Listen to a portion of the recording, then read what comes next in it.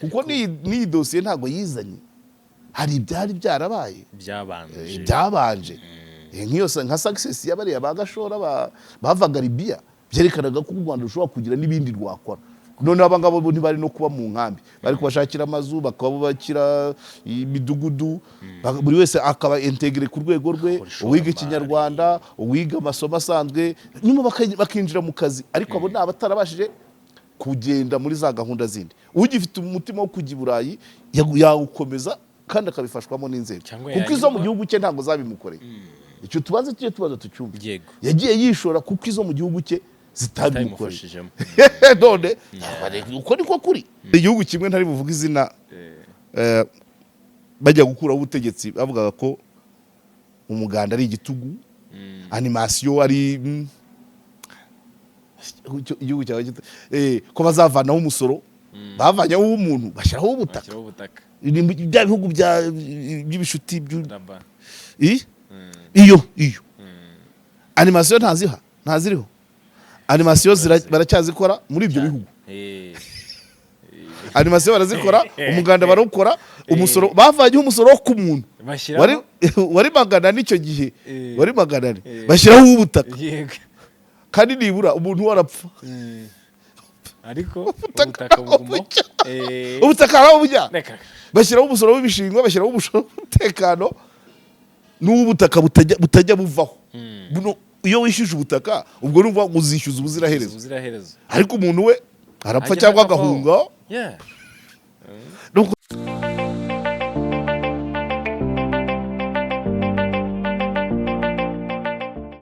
Global Panel niyo mukurikiye yewe ndumukozi wanyu bakunda kandi uciye bugufi Amasezerano turi kumwe na Karegeya Omar Jean Baptiste. Omar uraho neza? Ndaho rwose wambaye neza cyane. Merci beaucoup. Sinzi icyo bita kwambara neza ari kwambara imyenda ishaje simbizi.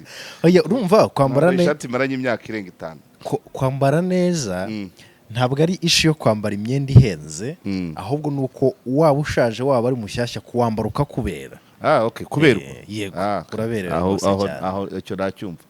Yes amakuru cy'iminsi ni menshi sinabona aho mbihera kandi umwanya nawo ni muto kubera amatora cyane rwose igihe mperukira kuri no mihanda ni kinini byabayemo hagati ni byinshi cyo kora ibiri current no weekend nabaye nk'uwinjira mu bintu biri social ukuntu natashye ubukwe Kinyinya hanyuma nafasi no kubutana ari nagiye gutwikura no guhemba umugeni nari narashingiye ku cyumweru njya izaza gusura umwana ugomba gukora ikizamini cya leta ndumva ibyo nibyo biri hino sino ahandi harimo byinshi byagiye bicamo ariko kampanye niyo ifasha umwanya cyane birumvikana ari ukuyisesengura bari kuri tere ari ukutanga commentaire ku byo abanyamakuru bacu bari kuri tere bavuze yego kampanye niyo ifasha umwanya amakuru ya kampanye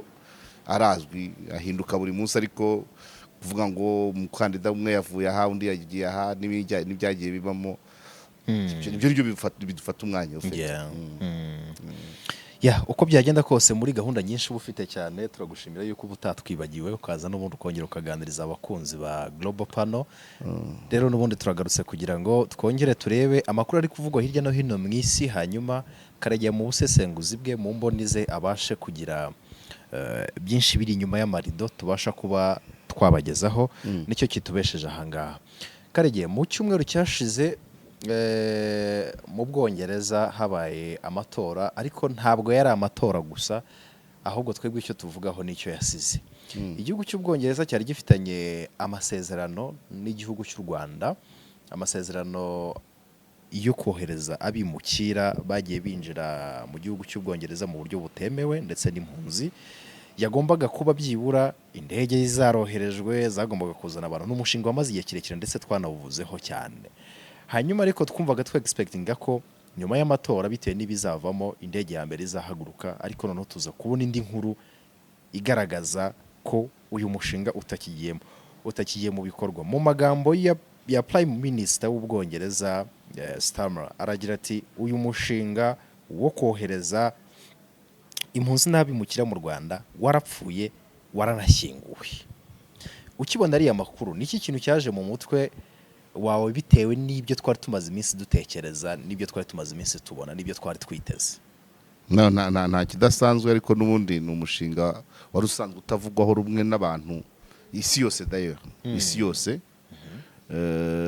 Abantu benshi icyo cyo bari bakiteze. Yego. Kandi abareba niko nabita iririya shyaka ryatsinze. Yego. Bishobora kuba ari byo ryahereyeho kugira ngo ryiyamamaze.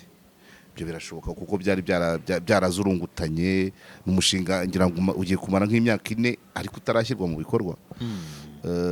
Ishobora kuba yarabaye iturufu kugira ngo bari abareba biyamamaze.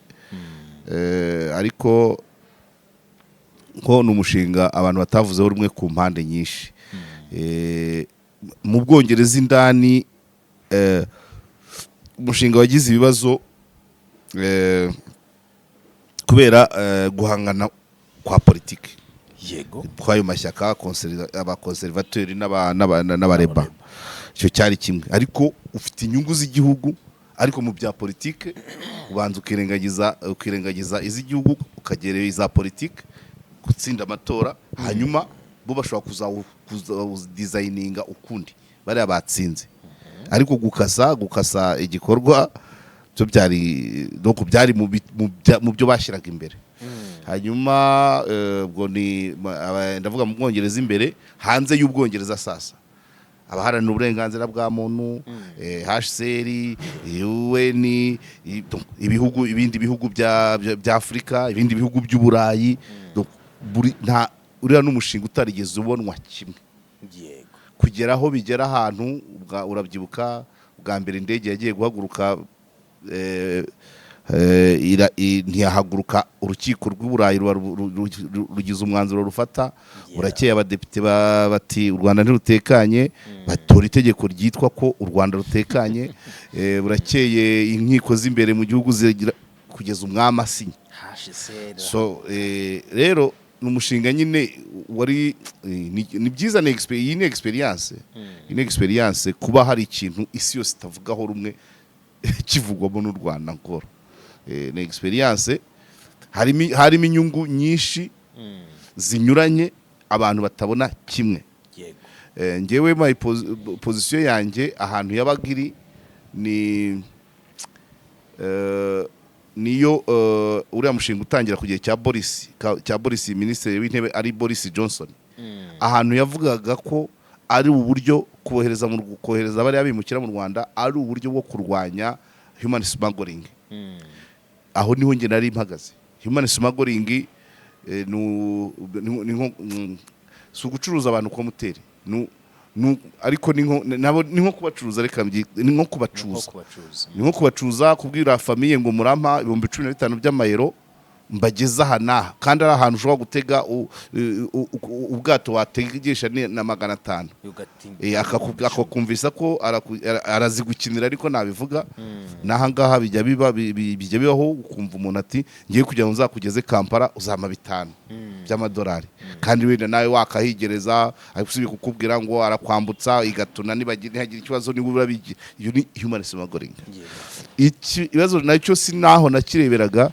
Human smuggling nayo itera ni ikibazo financier, ni menace financière. Kuko iyo abantu human smugglers babona amafaranga menshi, kandi societe yagezemo amafaranga menshi, niba ku isaha ashobora kwambutsa abantu 5 bamuhaye 5 by'idolari ku isaha. Imagine iryo soko ririho umuntu ukorera 5 ku isaha, 5 by'amadolari ku isaha. Uwo muntu aragera ku isoko ahahurire n'abandi bakoreye amadolari 15 20. Yego. Iryo soko se warimetiriza biragoye. Inflation ubwo ibikugeta. Icya kabiri, uwo muntu ashobora gufinansa imigambi mibisha kuko afite amafaranga abonera ubuntu. Ari trafic de drogue, ari n'ubuteroriste. Umuntu wabonye amafaranga atavunikiye cyane ayashora no mu bita izo mbaraga rero. Kandi abo human smugglers bigaragara ko bari bafite n'abandi bantu babashyikiye akaboko katagaragara. Yego. Muri leta, mu banyapolitike, mu nzego z'umutekano no mu bandi. Iyo system rero utayimetiriza nka executive nka ministre w'intebe ibishobora kukubyarira n'ibindi, kuko n'uwo muntu ufata kuri aba to suppose ari wenda tuvuge ari nk'umudirecteur w'ibitaro ari kuri muri iyo deal ya human smuggling, umuhemba hakiyongeraho baba smugglers bamuverisa. Uwo muntu n'ubu kimuhaye amabwiriza ngo umubwire ngo dore gahunda tugiye kujyamo kuri malaria, cyangwa se ugasanga ahubwo nawe yikorera imiti ya pirate ibintu nk'ibyo. Ni ukuvuga ngo amafaranga yinjira mu buryo butagaragara, abize economy na finance, amafaranga yinjira ku buryo budasobanutse, cyangwa se nabyita ngo enfin human smuggling ifatwa nk'indonke. Biriya twita iyeza ndonke, nuko bene ayo mafaranga bayashora mu bindi bikorwa akaza yera, ariko iyo kugira ngo kuyeza nabyo bisaba kugusha, inzira yo kweza ifaranga ry'indonke nayo isa naho igusha ifaranga, kuko araza kugira ngo ayeze ayandi yabonye ubuntu. Ukamubwira uti ino nzu irashaka 200,000,000 wenda, kandi wenda yari ihagaze 150,000,000, wakihutira kuyigura kubera ko uburyo yayabonyemo sibwo uburyo yabonyemo 200,000,000, uwo bakahanganye nibwo we yabubonamo 220,000,000, kuko 220,000 bisaba wakoze iki gihe kingana iki. We rero yayabonye mu cyumweru kimwe, undi wakaba yayigura uri kugereka 50,000,000 yayabonye mu mwaka wose, undi uwo bahanganye yabonye mu cyumweru kimwe akaza akayiheta. Icyo akeneye ntabwo ari kubona ngo agaruza amafaranga yose, ni ukuyeza. Ashobora no gushora menshi akaza ku buryo ayigura 200, ejo bundi yayishyira ku isoko bamuhijana akayakira. Kubera iki? Yari 200 ya bwoko ki? Ari umushahara ntabwo byashoboka, ari ubucuruzi wakoze ugasora ntabwo ibyo byashoboka. Aho ibyo rero nibyo bigenda biganisha kuri inflation, kuko niba inzu uyiguze utagendeye ku bikoresho biyigize ngo urebe na wenda na emplacement ujye muri izo calculation, ahubwo wowe ukashaka kwihuta gutanga amafaranga, ni ukuri uri kuyikuraho kuko aranduye, kuko bayagusanganya aritwa indonke. Ariko nuyagurira iya nzu noneho nyuma ukazayigurisha 1,100,000, amafaranga avuye ku nzu yo arejeje, niko kweza indonke. Money laundering ni ugufata amafaranga yinjiye mu buryo bubi ukayashora mu bizwi, noneho avuye muri bya bindi bizwi akaza yera. Ni simple, ni tradition littéraire. Nuko randrise si ukoza iyeza nukoza wayabonye nabi. Niba ucuruza tuvuge wenda ucuruza intwaro mu buryo butemewe n'amategeko, cyangwa se amahembe y'inzovu, cyangwa se kanyanga, uri kunyumva, kuba ayo mafaranga bayagusanganye ntabwo wakwerekana icyo ukora, kuko nta mucuruzi wa kanyanga ugira patante, keretse niba aba afite iyindi akabeshya. None ibyo bifaranga wamara kubirunda ukagenda ukabigura igisambu, none cya gisambu ibiva muri ya sambu akaba ari byo byitwa ko uvanamo amafaranga, kuko babigusanganye utajya uva mu rugo ntabwo wabasha kubisobanura. Ugomba gushaka igikorwa rero ushyiramo kikayeza. Niyo uzajya ukabona amaduka ahenda cyane atagira n'abakiriyo, ugasanga aho riri umuryango ukodeshwa 500,000, umukobwa ukoramo bamwihemba 300, bafite n'umuzamu na manipa, ugasanga aho hantu hashorwa miliyoni mu kwezi, ariko wakarikira ibirenge bihinjira n'iki, ugasanga muri uko kwezi wenda hinjiza 800,000. Kubera iki? Ikintu kirimo kirahenze, icupa ryaho riragura ahandi niba rigura 70,000, we ashyira ku 150. Niba ishati yaho ahandi iri kugura 50,000, agashyira kuri 80. Ugakontorora ukabona ku munsi hinjira abantu 5, muri abo 5 usohoka aguze n'umwe, kuko barahenzwe. Ariko ya mafaranga yamusanganye avuga ati dore mfite iduka, uranyumva? Bene utu tuduka barutwiyeza ndonye twishi. Ntabwo Ministeri ya Finance na FIC barabizi. FIC ni nacyo bayishyiriyeho Financial Intelligence Center. Nubwo buryo ugenda ubireba ko kugira ngo uzamubone ko mu bintu harimo iyezandonyi ubona umuntu aba atitaye kuri depanse.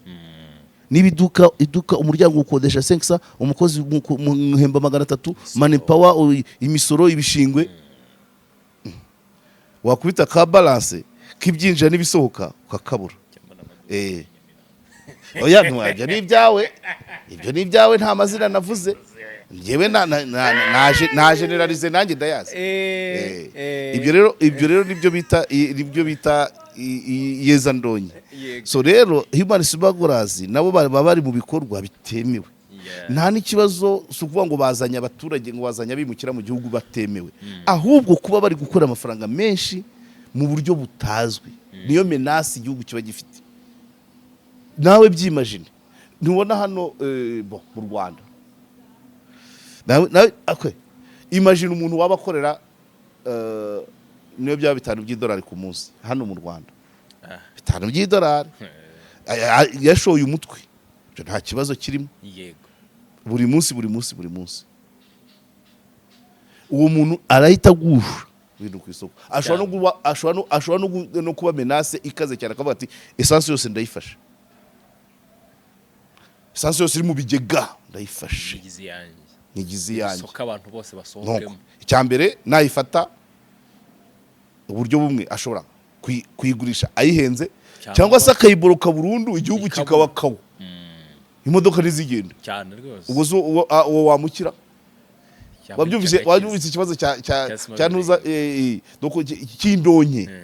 Umuntu ubona indonke agira imbaraga atakabaye afite na leta zitabasha gukontorora. Niyo mpamvu leta nyinshi zifite amastrategy yo kwicara bareba kugira ngo utazagera kuri rwa rwego uyibera ikibazo kandi bagakurikirana aho yakura. Yego. So rero human smugglerers kuri iriya politike ntabwo ruvuga ngo bagomba kuza ngo abimukira mu Rwanda ngo kubera ko ndi umunyarwanda, ntabwo ruvuga ngo umwirabura kujya i Burayi. Ngewe kuri human smuggling uko Boris Johnson yabivugaga niho nari mpagaze, ntabwo ari ibindi andi mapolitike ntabwo nyareba. Icyo gusa nzi ko human smuggling ari menace kuri finance z'igihugu icyo ari cyo cyose. Yego. So n'abandi rero kuvuga ngo umushinga warapfuye waranashyinguwe ntabwo icyo bazakomeza kukihangana, ntabwo wayobora ubafite. Gusa baziga andi ma strategy, ariko ntabwo bivuze ngo barashaka ko abimukira bakomeza kwinjira kuriya. Ntabwo bashyigikiye human smuggling, nta nubwo barwanya kuba abimukira bakohereza mu Rwanda, ariko bashaka kubikora mu buryo bwabo. Ariko filozofi rusange ni igihugu cy'Ubwongereza, ntabwo ari y'ishyaka. Ubwongereza mu gihe cya Rishi Sunak mu gihe uriya mushinga wasinywaga bari barateguye byibura miliyoni zisaga 300 z'amapawundi zagombaga kugenda kuri uyu mushinga.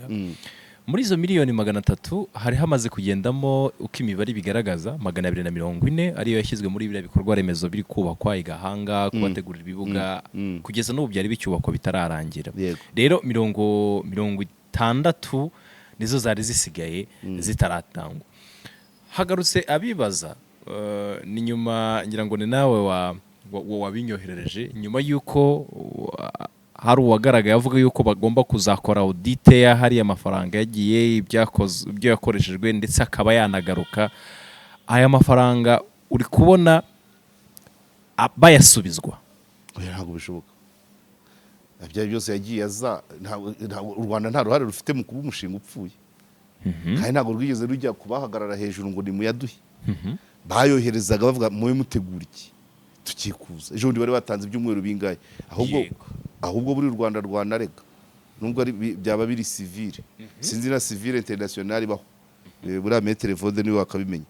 Droit civil international ntabwo ziribaho, niho bisha amasezerano.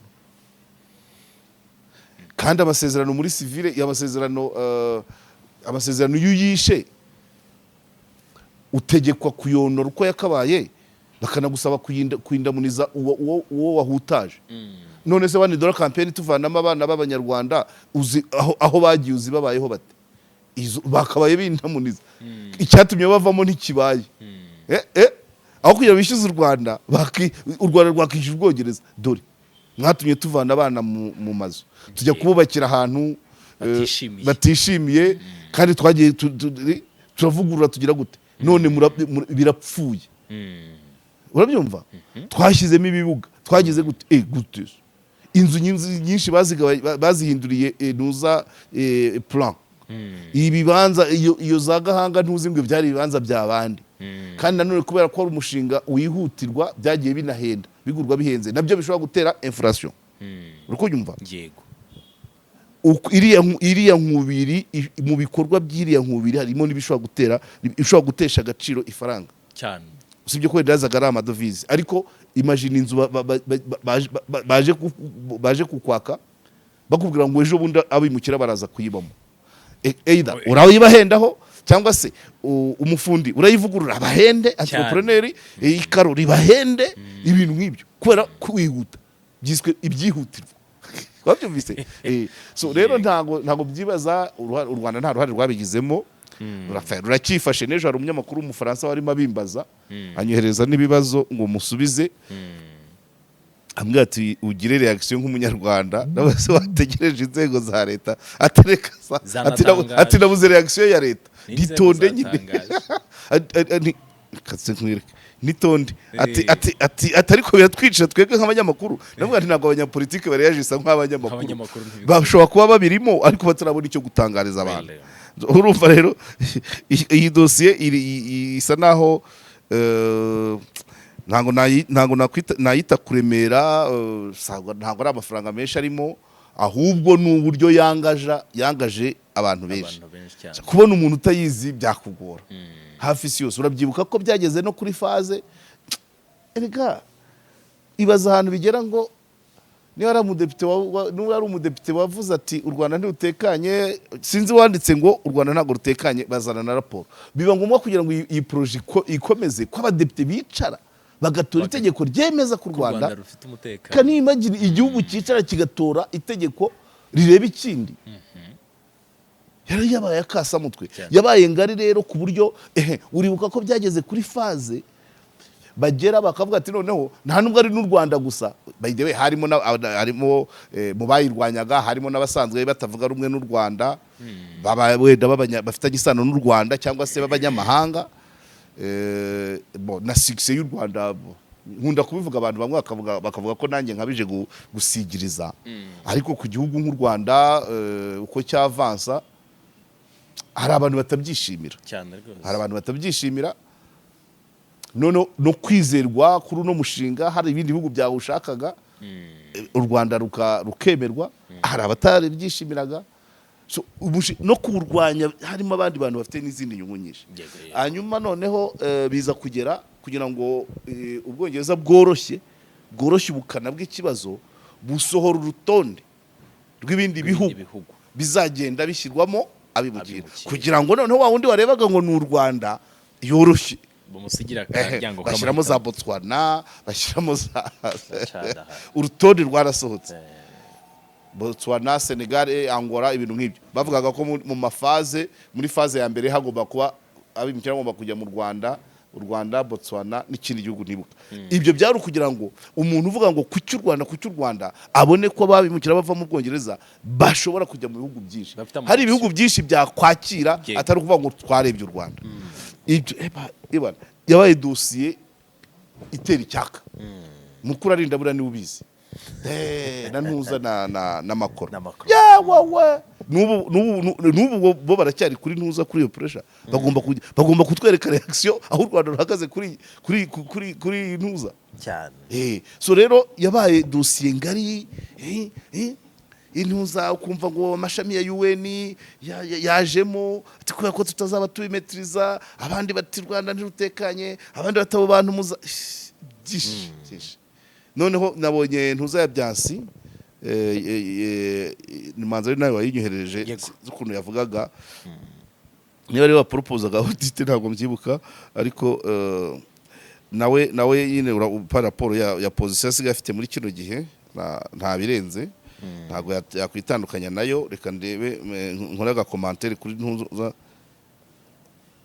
aho ngaho unahagera turaza kuhahuza wari ukomoje kuvuga ngo ibi bintu bishobora kuba wenda hari n'icyo biza gusiga ku batavuga rumwe n'u Rwanda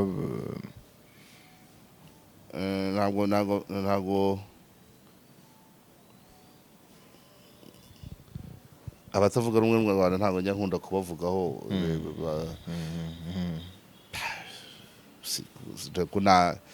nabita nk'igisete groupe nakwita indefini, ntabwo wamenya ngo urayikarasa gute, bari mu byiciro byinshi kandi uko aba mu umuntu utavuga rumwe n'u Rwanda wenda yahoze avuga utavuga rumwe n'ubutegetsi bw'u Rwanda ariko yarahoze avugana n'ubutegetsi bwabanje uwo nguwo ntabwo arayajisa kimwe n'utavuga rumwe n'ubutegetsi bw'u Rwanda yarabubayemo.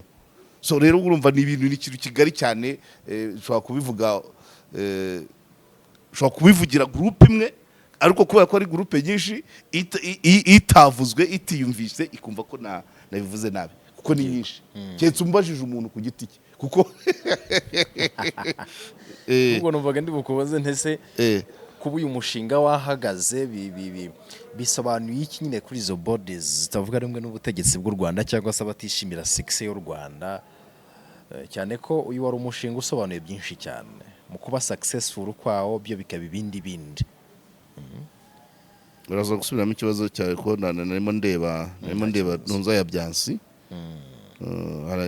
the tourist scheme to deport migrants living in the UK illegally to Rwanda was effectively dead after the party pledged to slap it if it won. Okay. Ishyaka ryatsinze n'undi ryari ryaramaze kwemerera abongereza ko niritsinda riteza uwo mushinga zizawuhe ibyo bimwe navugaga. Donc nibyo navugaga ko iri shyaka ryiyamamaza target ya mbere ryemereraga abongereza ko uno mushinga rizawuburizamo.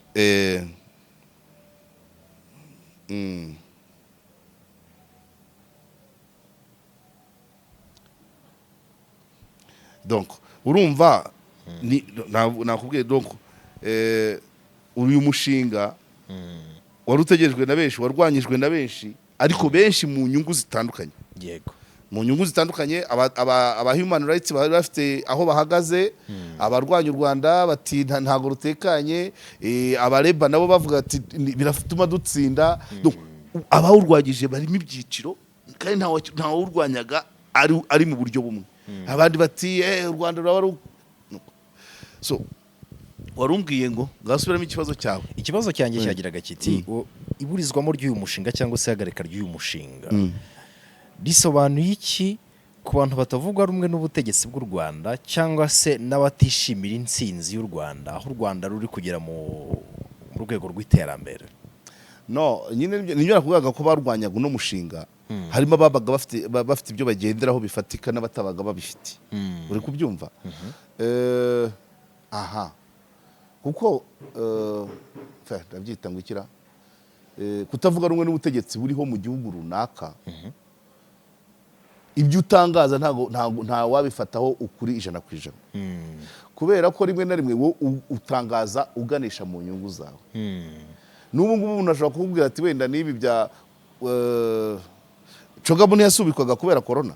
Yego, hano ese ntarabavugaga ko bayiteye ntuza bayikuye mu Rwanda ngo kubera hari ibibazo. Nk'ubu ngubu ejo bundi ya match y'abastari yaba Roger Mila na Bazidane bagombaga kuza. Ubu nyine byanze bikunze hari abari kuvuga ko byapfuye kubera ko u Rwanda rutameze uko barushaka. So rero ibyo ni ibisanzwe. Nifite umuturanyi mutumvikana, iyo igipangu cye gihengamye cyangwa cyashije imitutu, hari uburyo wiyumvamo akantu nko kuvuga ngo abadavuga rumwe n'ubutegetsi bw'Ikigali rero buriya baravuga ngo hari abavuga ngo hari abavuga ngo kandi twarabivuze sibo babona. Ariko urumva ntabwo umushinga wishwe n'ikintu cyoroheje, ni kampanye y'ishyaka kandi naryo rikomeye ryari rimaze imyaka 10 ritajya ku butegetsi, rigafata nk'akantu karifasha kwiyamamaza nta kindi. Urumva ukurikije uyu mushinga ahantu waturutse, icyo nemera cyo u Rwanda rwari rwemye kuko ubundi niba urukiko rw'uburayi rwaraciye urubanza abongereza leta y'ubwongereza igaca undi muvuno bikageraho batora itegeko bikabatanga u Rwanda rwari rwemye inyungu u Rwanda rwagomba gukuramo abatavuga rumwe n'ubutegetsi bwa Kigali rero baba bagira ahanini ni uko bano bantu baza muri ubu buryo yego bavuga indimi zitandukanye bafite niveau d'études zitandukanye bese bafite ibibazo bitandukanye ariko u Rwanda rukabasha kubentegra buri wese ku rwego rwe kuko ejo bundi twohereje umunyamakuru muri ntuza mu nkambi ya Gashora harimo abatangiye abari kwiga kudoda abari kuri mudasobwa kugira ngo bageze kuri urwo rwego kugira ngo ukore classe irimo abantu de nationalité nk'eshanu zitandukanye biba bisaba ngo abantu bashyira kuri nivo kandi rimwe na rimwe nabo nazo ziba atari zimwe ibyo rero byongera kubasha kugera kuri icyo gikorwa byongerera amajwi igihugu pays hôte igihugu cyabakiriye byongerera amajwi u Rwanda none kubasha kubentegra none akaba n'ikindi kiba badakunda gutangaza cyo kuba u Rwanda none rwongera rugatangirira abantu amadosiye mashya mwongere mwuzuze buke ugenda nyuma y'umwaka ugenda nyuma y'itatu ariko none akazagenda ari legale cyane icyo nacyo ni ikindi gikorwa kuko icyo gihe agenda legaloma agenda hagurukiye mu Rwanda ntabwo iyo ageze mu gihugu kimwakira aba agitekereza kimwe yavuyemo mbere yo kugera abatekereza u Rwanda ko ari rwo rwagize uruhare mu kugira amashimwe araza hari na témoignage umunyamakuru wacu yabonye y'umuntu uri muri Canada uri kwexerisa umwuga yigiye igashora donc yaje ntacyo afite ageze igashora arakiriwe yigishijwe umwuga kandi akorewe dosiye ageze Canada atanga ubuhamya ko umwuga yavanye igashora ntabwo yavanye mu gihugu cye ayo mashimwe rero ntabwo ashimisha abantu bose uranyumva kandi u Rwanda ko kantu rugatagetinga nyine ruba ngo isaha n'isaha ejo ninde numvise sinzi umuntu bihoreye ntaba mvanze manza ari Kenisi warimo avuga ati u Rwanda mu myaka 50 rushobora kuyobora Afurika ariko hari ibyo twemeranya ari byo tutemeranya we yavugaga ati dupanze mu myaka 5 buri gihugu kikakivutsemo abanyarwanda 100 ati mu myaka 25 muri cabinet ya buri gihugu haba harimo umunyarwanda icyo nshaka kuvuga karagaciyemo icyo nshaka kuvuga ni ukuba umuntu wavuye muri Eritrea akajyana kuri Mediterane bakamuzana mu Rwanda yaravuye muri Eritrea nta uzi icyo yakoraga nta gifaransa nta cyongereza cyangwa azi gake araza barabimwigisha neza bamwigisha n'umwuga hanyuma bamukorera dosiye ajya Canada atungwa n'umwuga yigiye igashora ntabwo ashima Eritrea no azavuga u Rwanda yes yavuye Eritrea ko yavuye Eritrea mu buryo bugoranye cyangwa se ko ntacyo icyo gihugu cye n'urugero ntanze yavuye mu gihugu cye ko hari icyo atabonagamo kandi n'impamvu yagiye iregaroma nuko dosiye itashobokaga noneho avanywe kuri Mediterane yinjiye igashora arahumurizwa arize akorewe dosiye ageze Canada kandi icyo gihe kuri Mediterane nta cyizere cyo kugera Canada yari afite ubwo arashima u Rwanda ibyo rero nibyo bitishimirwa na benshi kandi benshi donc rabundi hamaze kugenda ngira ngo nta n'uwo muri promotion ya mbere ugihari ntabwo mbyibuka neza nta facts kuko ntibitangazwa ariko turabizi ko abahari atari bo baje ku ituru ya mbere no so rero ibyo bintu buryo nyine ubuyobozi bw'u Rwanda nabwo babukarikira hari aho bukarikira mu mibare ya vuba cyangwa ya kure ibibarika cyangwa se ibibonwa kuko uri kumva muri iyo nzira hari aho u Rwanda rushobora kugera tuvuge wenda burya nabyita ngo ikira bagomba kwitonda ari sinavuga ngo iki hari aho igihugu kigera burya imibanire y'ibihugu ntabwo ari kuvuga ngo baterana inkunga cyangwa iki hari n'inkunga y'ibitekerezo u Rwanda rushobora kugera nka kuriya muri OIF tujya kuyobora OEF par exemple mu kwiyamamaza umukandida ashobora kugendera kuri bya bigwi by'igihugu igihugu akaba byo bimutwara noneho n'abandi bakamwumvira bya bigwi bya bindi yaba yarakoreye ibyo bihugu. Icyo ni kimwe muri positive. Ushobora kuganya imitima y'abandi a travers ibikorwa byawe uru nuko abakenera ukababona, cyangwa se nanone hakaba handi hari hageze ko bakujwigiriza ariko bya bihugu wagiriye neza, bya bihugu bizi isura yawe bati nyabureka mukubite mubabarira, sibyo? Ibyo byose sinzi muri politike cyangwa muri relation international ukuntu terimo ibihuza byose, ariko iyo ngiyo niyo bita n'iby'ibihugu byinshi biba biharanira cyane. Igihugu gishobora kwemera kitarebye amafaranga kigakora ibikorwa bigihenze ariko byubaka isura yacyo. Kadufata isura dufata isura hahandi ushobora no kugira hari n'ibindi tuba tudafite amakuru oya bitatangirwa amakuru. Nese nk'umuntu ugiye mu Bubiligi tuvuge yagera nko mu kabari yabura yo kwishyura, yabura ikarita cyangwa se akazana ikarita wenda ya Banque Populaire yo mu Rwanda, noneho nyirakabari akaba ati kuva ariyo mu Rwanda uri solvable. Urugero nanjye byambayeho nk'ikarita ya Beka mu Bubiligi ushyiramo bakishyura. Ibyo ni ingero ziba ziri aho abantu batatangira ubuhamya n'utuntu dutoya, ariko ni isura y'igihugu. Perimi yo mu Rwanda iratwara i Burayi mpuzamahanga, ntabwo yanditse mu mpuzamahanga, ariko bavuga ati kuva yaratangiye mu Rwanda reka tware umupolisi wawe nta kindi gihugu nta yindi perimi yo mu kindi gihugu itwara i Burayi.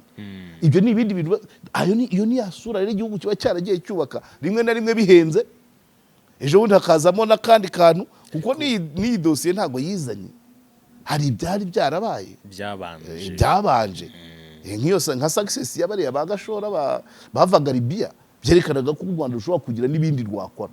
None abangabo ntibari no kuba mu nkambi, bari kubashakira amazu, bakabubakira imidugudu, buri wese akaba integre ku rwego rwe, uwiga Ikinyarwanda, uwiga amasomo asanzwe, nyuma bakinjira mu kazi. Ariko abo ni abatarabashije kugenda muri za gahunda zindi. Ugifite umutima wo kujya i Burayi yawukomeza kandi akabifashwamo n'inzego, kuko izo mu gihugu cye ntabwo zabimukoreye.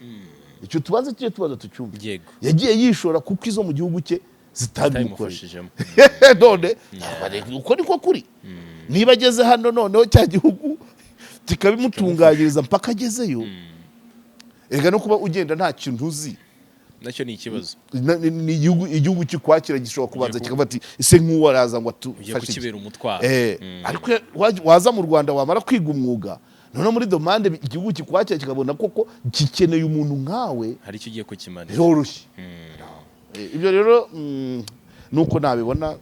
Karege, urabona u Rwanda n'Abanyarwanda, wenda tugana no ku musozo w'ingingo, urabona u Rwanda n'Abanyarwanda hari ahantu bari buze guhombera mu ihagarikwa ry'uyu mushinga, kuko ubushize twari turimo twasesinga positive impact. Ntabwo byabura guhomba, ntibyabura. Urumva narimo nkubwira ngo $1 irimo abana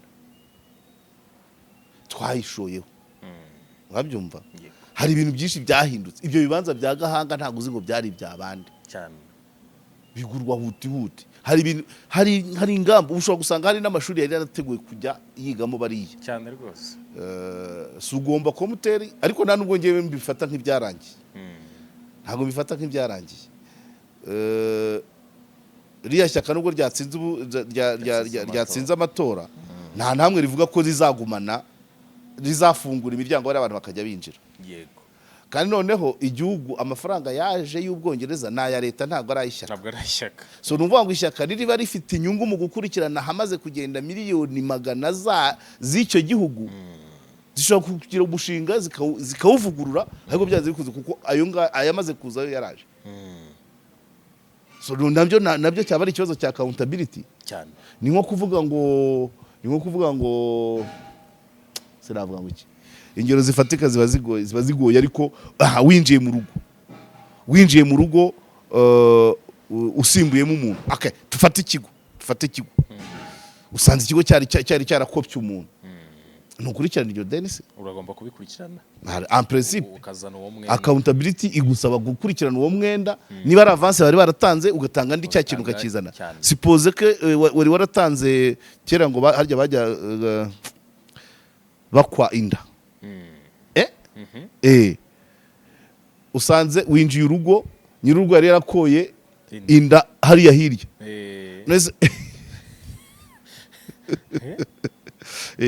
ugomba niba umusimbuye ugomba gukurikirana yanda bakoye niba bari baratanze avance y'inyana ebyiri hasigaye inyana imwe nudatanga ya nyana imwe ubwo za zindi ebyiri zirapfa ubusa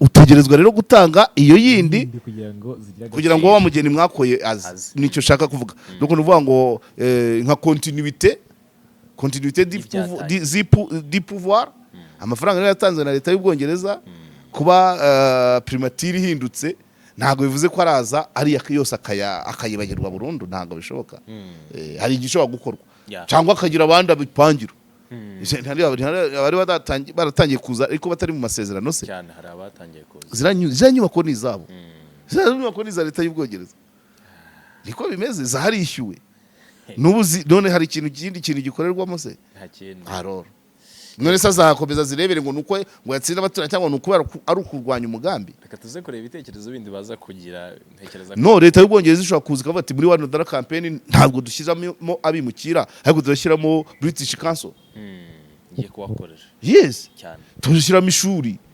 ry'Abongereza Cambridge whatever ibyo byose ni ibintu kuko ni ibyabo ni ibyabo nuko hariya bashobora guhindura umushinga nyine urumva erega muri politike cyane mu gihe cyo kwiyamamaza ureba nyine akantu gakurura ariko ntabwo babivuga ngo uzagashyira mu bikorwa 100%. Aya wenda 50 cyangwa 80 none se ubu niko uravuga kera hari igihugu kimwe ntari buvuga izina bajya gukuraho ubutegetsi bavugaga ko umuganda ari igitugu animation ari igihugu cyawe ko bazavanaho umusoro bavanyaho umuntu bashyiraho ubutaka bya bihugu by'ibishuti iyo animation ntaziriho animation baracyazikora muri ibyo bihugu animation barazikora umuganda barawukora umusoro bavanyeho umusoro wo ku muntu wari magana n'icyo gihe wari magana bashyiraho ubutaka kandi nibura umuntu warapfa ariko ubutaka bugumo ubutaka arabujya bashyiraho umusoro w'ibishingwa bashyiraho umusoro w'umutekano n'ubutaka butajya buvaho iyo wishyuje ubutaka ubwo numva uzishyuza ubuziraherezo ariko umuntu we arapfa cyangwa agahunga nuko rero nubwo bitabaga ari amatora utwo ni utuntu ugomba kumva muri politike ugira mu gupanga muri politiki no gupanga amatora ureba akantu gahita kakubita kandi koko uyu mushinga wari warabaye kasitete ku Bongereza pe nako n'isi yose abantu babona bati rero twebwe nidutsinda tuzawuvana ariko bazazana ibindi birenze uyu cyangwa bakurikirane mu bundi buryo kuko batakurikiranye izi miliyari nabwo bazabazwa ati ko amafaranga yacu yagiye gutya tu kuki mwarekeye gutyo gusa tubimenye niba ari inkunga mwatanze cyangwa ari mwakoze cyane karegereka tworoseho wakoze kubana natwe tuganiriye neza amasomo turayatanze umucyo tuwushyizeho abakunzi ba Global Pano turakomeza tubane namwe ndiye masezerano umukozi wanyu bakunda kandi uciye bugufi salamu shalom